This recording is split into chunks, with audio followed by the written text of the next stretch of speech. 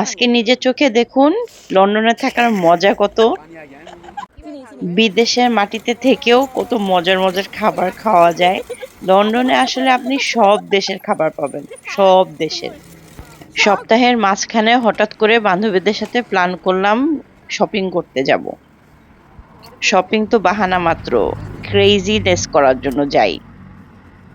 Green স্ট্রিটে কোথায় shopping করলাম না করলাম সেটা তো পরের কথা, আগে খেয়ে নেই। আমার আবার একটা খারাপ অভ্যাস আছে, সবসময় আমি ছবি ভিডিও তুলতে পারি না। এর মাঝখানে আমরা গরুর মাংস দিয়ে পরোটা খেয়েছি। তারপরে এক রাউন্ড শপিং সারার পরে মনে হলো খুব গরম লাগছে। দেন ব্যাস, এই মেশিনটা দেখে দোকানের ভিতরে যেয়ে বললাম আমাদেরকে গোলা বানিয়ে দেন। লোকটা যে মজা করে বানালো রে ভাই, খুবই মনের মতো করে, এবং খুব মজাও পাচ্ছিল। আমরা এত এনজয় করতেছি। আমরা তো বুঝে উঠতে পারছিলাম না কি টাইপের ফ্লেভার নিব, আমরা মিষ্টি চাচ্ছিলাম না। হঠাৎ করে লোকটা বলল খাট্টা মিঠা আছে। ব্যাস, আর লোভ সামলানো গেল না। লোকটা কি জুস গুলো দিচ্ছিল বরফের উপরে, আমার আর লোভ সামলানো যাচ্ছিল না। আমি তো রীতিমতো সাউন্ড করে যাচ্ছিলাম। বাংলাদেশে খেয়েছিলাম মনে হয়, বাট এত মজা না। বাংলাদেশে খেয়েছিলাম যেগুলো নর্মাল, খুবই রাস্তার গুলা ছিল। আম্মু জানলে তো মাইরেই দিত। খুবই মজা।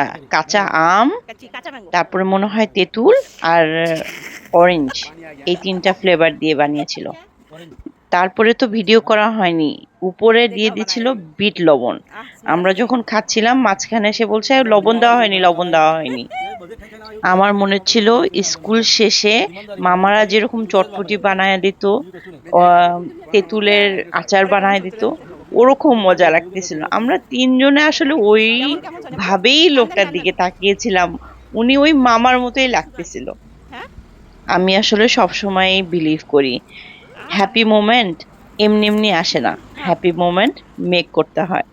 আর এরকম ছোট ছোট মোমেন্ট গুলা নিয়েই মজার মজার হ্যাপি মোমেন্ট হয়, লাইফ কালারফুল হয়। সো যারাই এখন গ্রিন স্ট্রিটে যাবেন, প্লিজ এই মামার কাছ থেকে এই গোলাটা খেয়ে আমার ভিডিওটাকে ধন্য করেন।